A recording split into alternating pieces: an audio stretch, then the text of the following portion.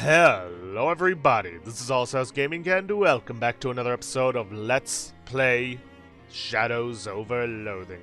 In the previous episode, we did a bit of time travel for fun and profit, and I get the feeling I kind of missed out on a better weapon by taking the shiny axe out of the cave before going back to the present, but oh well.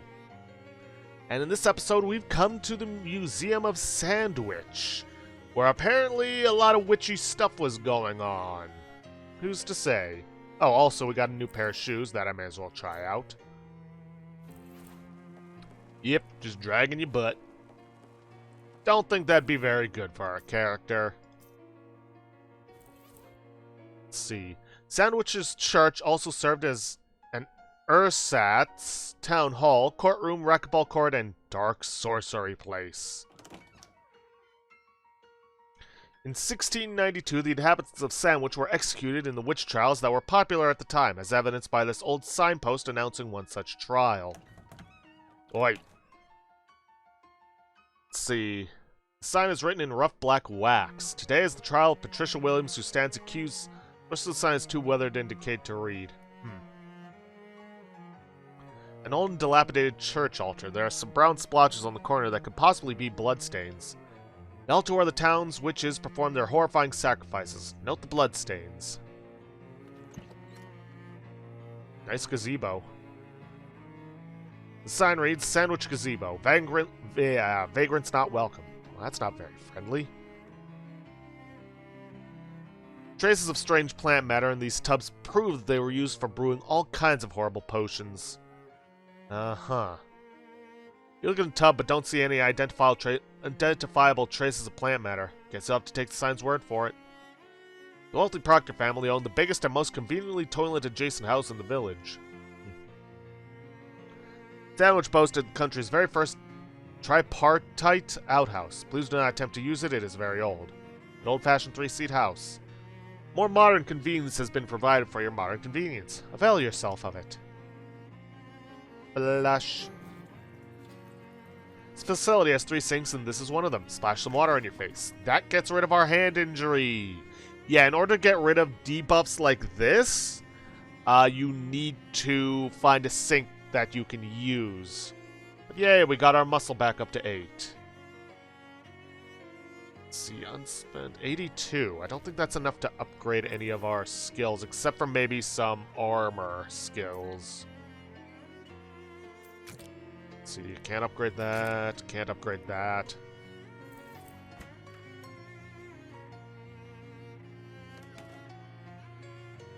The chessboard has clearly been left out. It is on display as an allegory for the battle between good and evil.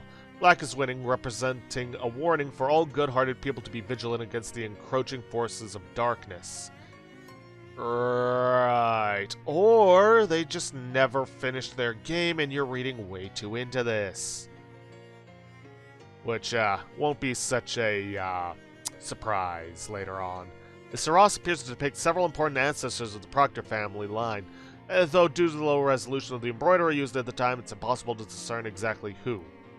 It has been pointed out to us that the Saros is unlikely to have been manufactured in the capital of Pas-de-Calais, department of northern France, and therefore is merely a sparkling tapestry. According to county records, these were the most expensive stairs in the county. They go up a full 1.5 floors. Go up to the 2.5 floor? These stairs just keep going until they hit the wall. Seems like rich people have just always had weird taste. The upstairs rooms are off limits while we catalog the contents. Please pardon our dust.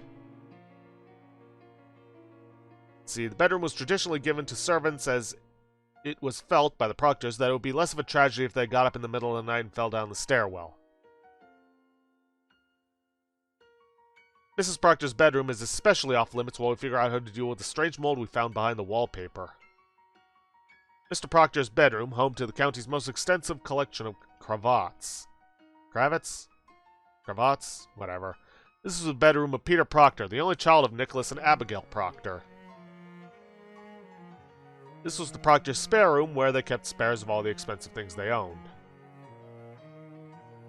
This room is not part of the tour and is also not part of the house. Eh?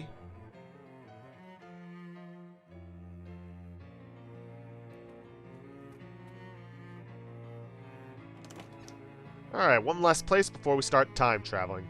This leads to a little cemetery behind the church. Check it out.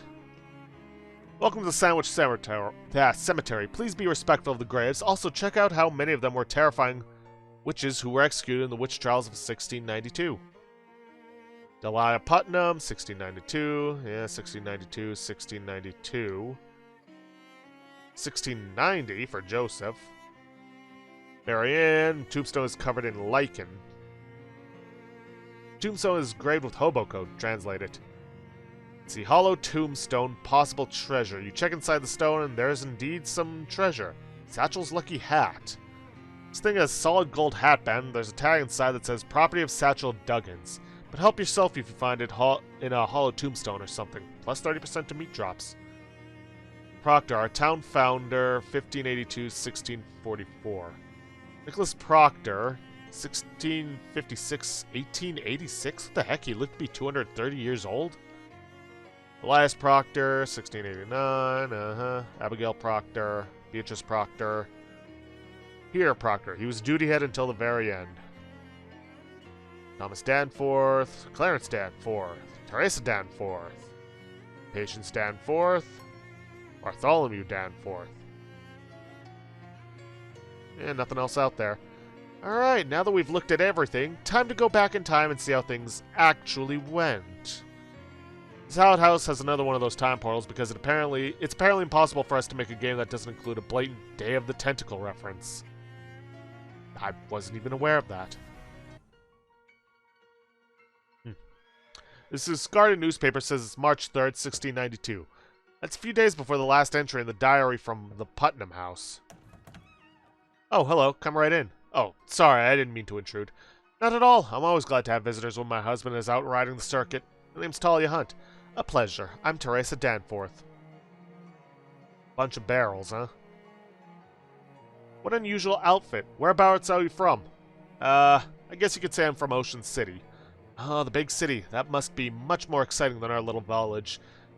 Don't sell this place short. This city is more modern. That's all. You said your husband's riding the circuit? What's that mean? He's a judge for the county. Most of the little towns out this way are too small to have their own courthouse and judge, so they save up their legal matters, and Clarence rides around to settle things once a month or so. That must take a while. Does it get lonely while he's away? Oh, our boy Tom and I keep each other company well enough. Your husband's still out riding the circuit? Indeed, Clarence will be gone for many days, but our boy Tom and I will keep each other company well enough. What's with all the barrels? Ugh, we won a year's supply of cream from the last county fair. Didn't expect them to give it to us all at once. None of us even particularly care for cream. Would you care for a ladleful, or even a whole barrel? No thanks. I'm good. Nice clean wash basin, as one would hope it would be. And full of clean water. Nice.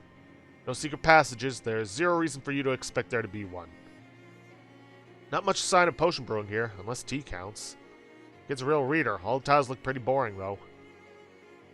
Handmade bed, which has been made, presumably, also by hand. Somebody led this horse to this water, but the horse is finishing the job itself. Better not. You might actually give the horse a lip piercing, and who even knows how long it'll be before those are fashionable. Fine. Well, well. Let's see, some meat.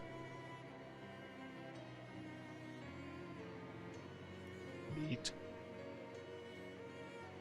Not a whole lot of meat, but hey, it's meat all the same.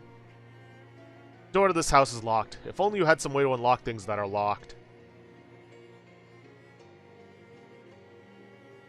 Let's see, sign reads Sandwich Gazebo. Vagrants not welcome. That's not very friendly. Vandalize it. You look around to make sure nobody's watching and scratch the knot off the sign. Take that, authority. If you like this tub of daisies, I have good news. There are 2 others just like it. Leads down to a root cellar, presumably.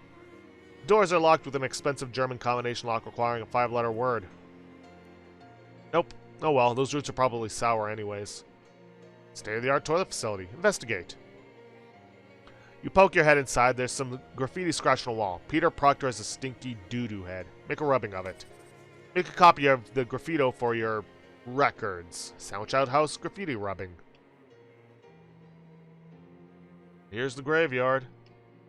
Beatrice Proctor, Elias Proctor, Joseph Putnam, Marianne Putnam. Yeah, not as many dead people.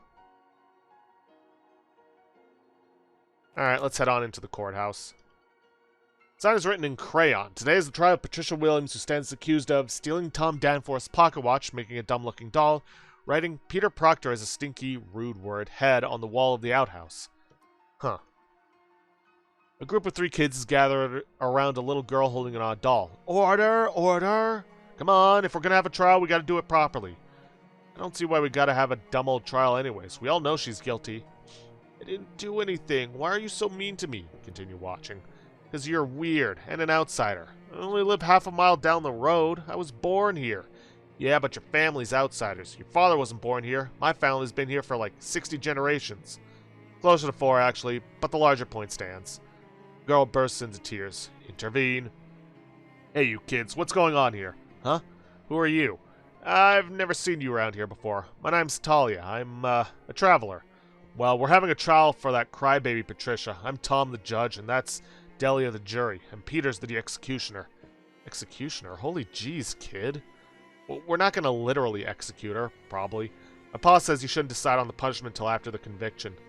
Uh-huh, well how's it going? Not great. Patricia just keeps crying instead of presenting any kind of proper defense. I see. Ma'am, will you be my attorney? Attorney. Will you be my attorney? Well... That's a good idea, actually. Then you can present the case. And she can cry as much as she wants. Huh. How's she gonna pay for it? My father ain't gonna lend attorney fees to some slanderizing crybaby. I guess I'll do it pro bono. Oh, thank you. So, what's the trial about? The defendant stands accused of 3 crimes. Stealing Tom Danforth's, that is, my gold pocket watch, defacing the public outhouse with a very rude slogan about Peter Proctor, and making a weird doll. I didn't do any of those things. You've got the doll right there. Look, it's got 3 arms. That's weird. But it was regular when I made it. She starts crying again. Okay, what do I need to do? Well, we're at the part of the trial where the defense would submit evidence that contradicts one of the charges. What are the charges again? Yeah, I'll be right back. You can't just leave. We're in the middle of the trial. Yeah, but what if I have to go? That's what I'm saying, you can't. No, but if I mean... No, I mean, what if I have to go, you know? Oh, well, look, kid, I can't just unload in the middle of a church. Jeez, lady. All right, fine. I hereby suspend the trial for a short recess. Thanks. A regular church altar. One of the kids has left a goopy jam sandwich lying on the corner. That explains the blood stains. Well, alleged blood stains.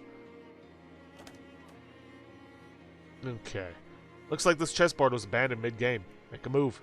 You consider the board for a moment, then make a move. Now white is winning. Too bad, black. Excuse me, can I help you with something? No thanks, I'm fine.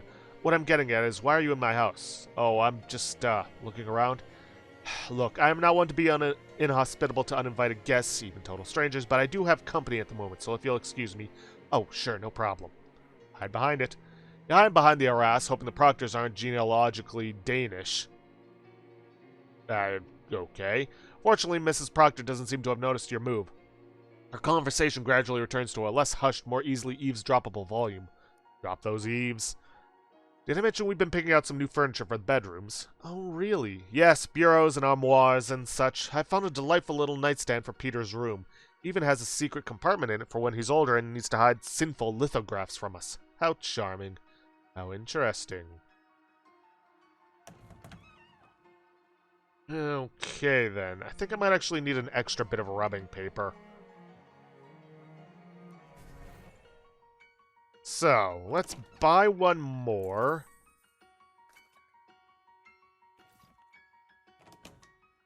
Then we're going to head in here.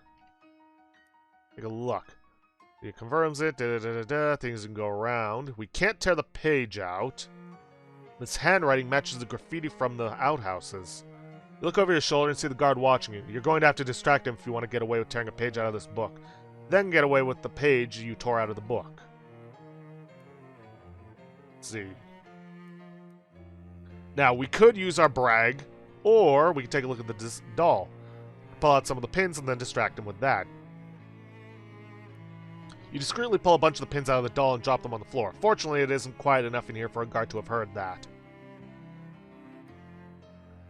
Let's see. Tell them about the pins.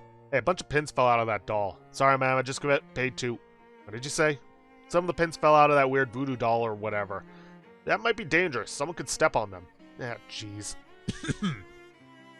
He goes over to the display and starts picking the pins off the floor. Nice. Take the page out. Clear your throat loudly to cover the sound of the paper tearing and stuff it up your sleeve while flipping back to the front of the book. Okay, so we didn't need rubbing paper for that. Oh well.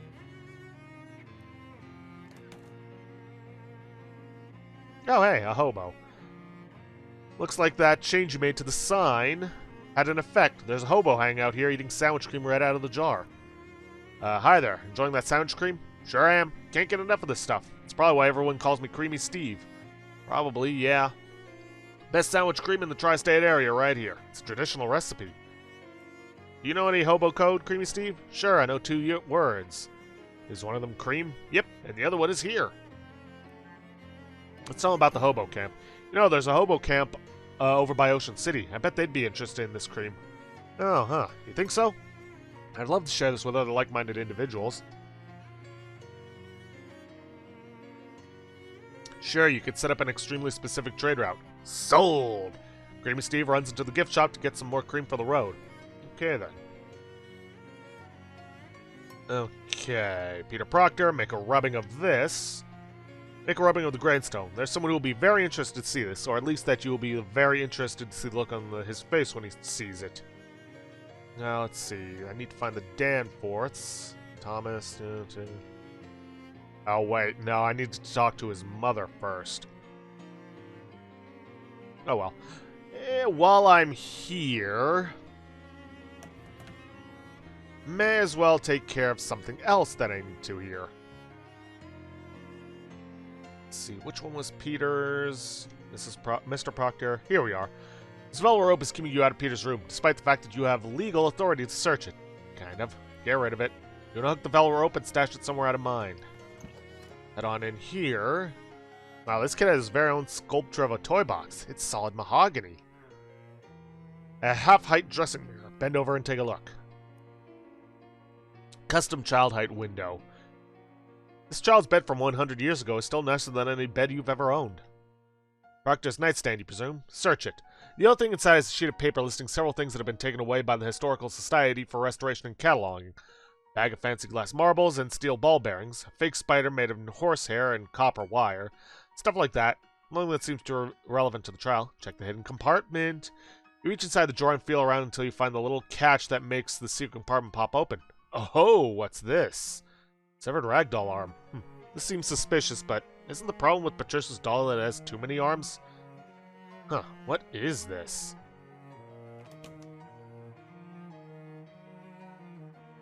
Okay, now we gotta go back in time, talk to Tom's mother, and then come back to the present because we need to dig up his grave.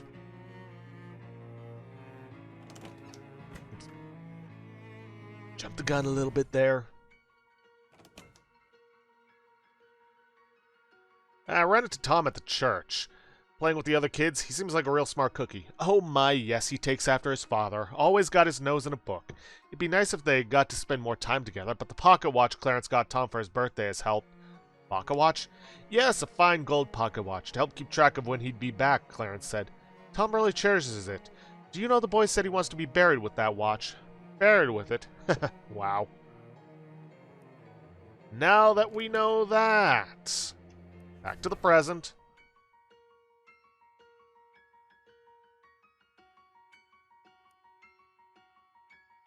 Thomas Danforth. Dig it up. Look at that. Tom got his wish after all. Tom Danforth's pocket watch. Pocket watch has "To my son, Tom" on his 12th birthday engraved on the inside of the lid. But this raises the question of how did he get it back? I mean, obviously he must have at some point.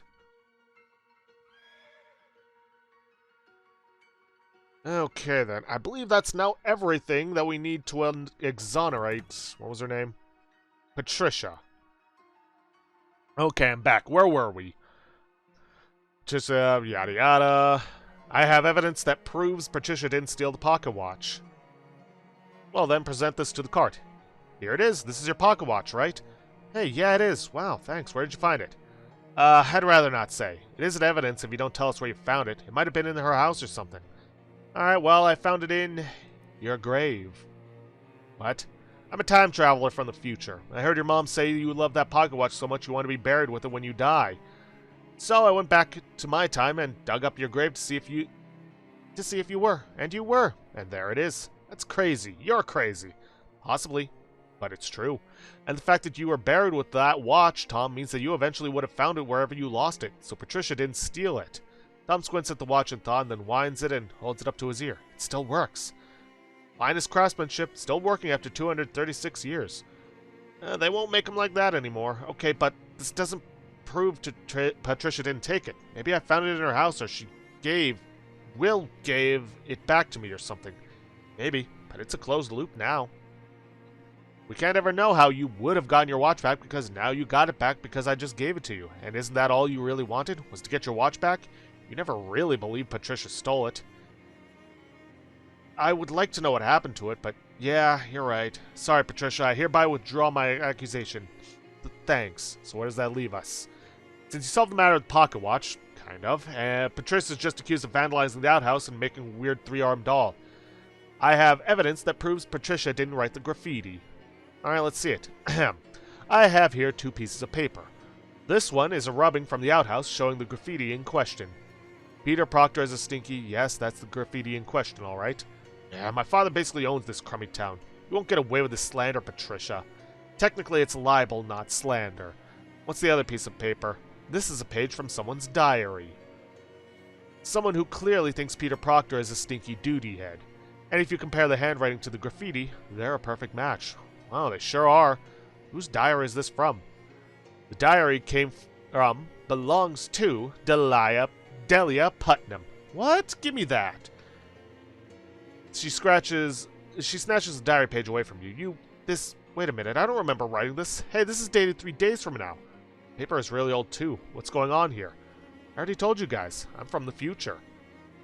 I stole this from a museum. My diary is in a museum? Wow, so you admit that I wrote the graffiti? Yeah, whatever. It isn't libel if it's true, right? Hey.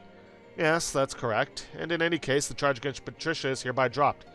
You do owe someone an apology, though, Delia. Yeah, not you, duty head. She means Patricia. Sorry, Patricia. It was Peter I was mad at. I didn't mean to get you in trouble for it. It's okay. He is a duty head. Hey! What's next? Clear Patricia on most of the charges. The only thing left is the matter of her making a weird 3-armed doll. Well, what's wrong with that? So she has a weird doll, so what? Because you can't just go around being weird and different all the time, no matter how much you want to. Mom and Pa say it ain't proper. Yeah, it's part of the social contract. Did you sign a contract, Patricia? I didn't sign anything. I promise. It's not that kind of contract. I have evidence concerning the doll, I guess. You guess? That doesn't sound very evidential. What did you find? Well, I found this little arm that looks like it was torn off a rag doll. But if Patricia's already has 3, let me see. Oh yeah, this is mine. Look. Patricia holds up her doll, showing you the stitches where she fixed a hole left by the torn off arm. Wait, your doll was originally a regular 4-armed one? Uh-huh. I made it based on yours because I thought it was neat. Hang on, a 4-armed doll is regular in 1692? Not everywhere, but around here, yeah. I get so bored. I wanted something different, so I made a doll with 4 arms. But I'm not allowed to be different, so I had to tell Mom and Pa it was the regular fashion for dolls, and I don't know, it just became a thing. I think I get it. So you were mad because you thought Patricia had out-differented you by having an asymmetric doll. Yeah, I'm sorry, Patricia, that wasn't fair. Your doll's really good. Look it better than mine. Oh, thanks. I forgive you, Delia. Our dolls can hug and make up. Hehe. Say, that's funny. I just noticed the fabric on the missing arm has gone all stiff. Like it's really old or something. Yeah, I brought it back here from the future. Where'd you find it? We haven't really resolved what happened. Pfft, who cares? It's just a stupid rag doll. If your parents had any money, you two could have real dolls instead of making your own out of trash. I found it in a secret compartment in Peter's nightstand. Why, you... Yeah, that figures. Not surprising in the least. Charge dismissed. So what's left? Everything's been accounted for. Congratulations, Patricia. You've been acquitted of all charges.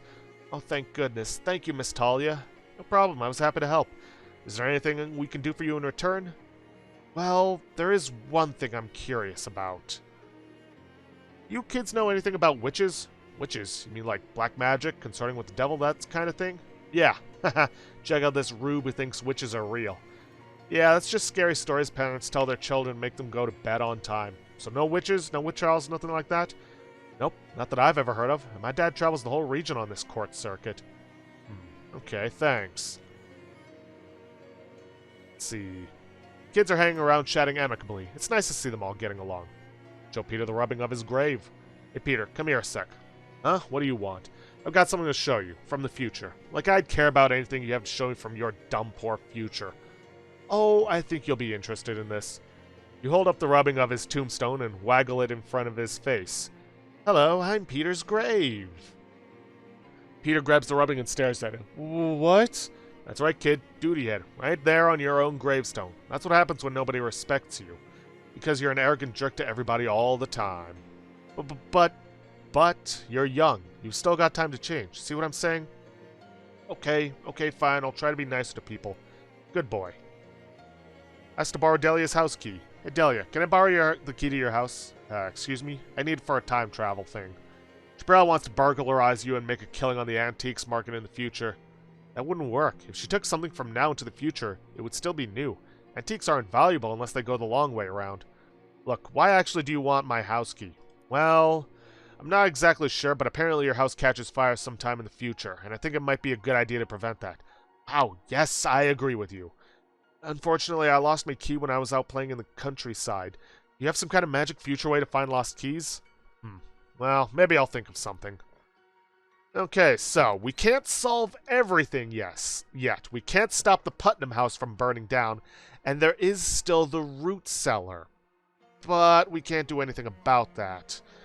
I know there's a way to take care of it, but I don't think we can do that until after we've taken care of the house fire.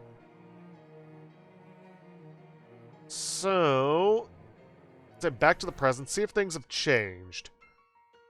Let's see, terrifying witch cult, nope, hasn't changed all that much. Antique ragdoll, yeah, nope. Let's see, executing witch trials, nope.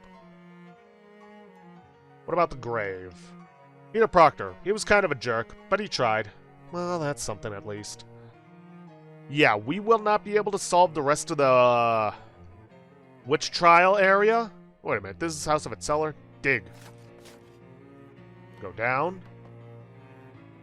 Oh, what's this? Investigate. These ancient chalk marks are mostly rubbed away and indiscernible, but they might have once been part of an ancient ritual circle. In the middle of the circle, you see the broken pieces of an old pocket watch.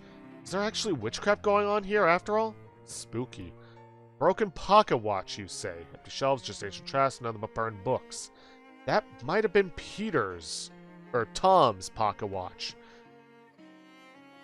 But yeah, no, there's not much else for us to do here. There is the whole time loop thing, but we don't have to take care of that right away.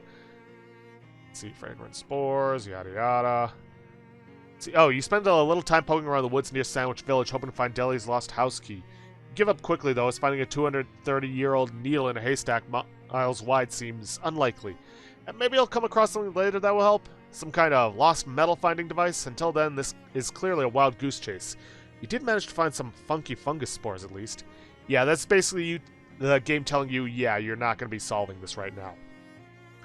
Now then, we don't have much time, but there is something that I discovered. Well, a couple of things, actually. So, first things first. I'm actually going to head to the speakeasy. And then we need to talk to Barnaby. Buy him a drink. Man can be handy, but handier still when he's close to home. Ace in the hole, an ace by the wall, an wall ace. Your uncle's house has many doors. Some of them have people near them. There we go. We needed to hear that, because here's the thing. From Uncle Joe's distillery, we can actually get 3 of the 3 crates of different alcohol. However, only 2 of them are acquirable. In order to get the 3rd one, you need to have talked to the Milky Guy, get that hint about your uncle's house is having many doors, head back to Murray's Antiques, and then talk to Charlie. Or Charles. What's up, Charles? Got something you might find handy. I finally found the time to check out this door behind me, and it turns out there was an old bricked-up passageway back there. Leads right to Talia's place. That's pretty convenient. Thanks, Charles. I don't mention it, kiddo. Without mentioning it. Do you have any illegal booze? Just so happens I do. Would you like some of it? Yes, please. A crate of rum. Charles produces a crate of booze from under his desk and hands it to you with a wink. Purely for medicinal purposes, of course. That would be believable if it was whiskey. I don't think they use rum for medicinal purposes. But yeah. Hey, I found this case of rum. A little bit of island nectar, eh? Vodka? Gotta be careful with this stuff, you might end up drinking you. Yeah, because vodka is normally associated with Russia. Case of gin? This'll gin up some more business for sure. We can order drinks. Now, there are mixers you can get with alcohol, but you can't mix them with beer or wine. Only with other things, because you can't make, I guess, a martini out of them. Or what was it? Oops.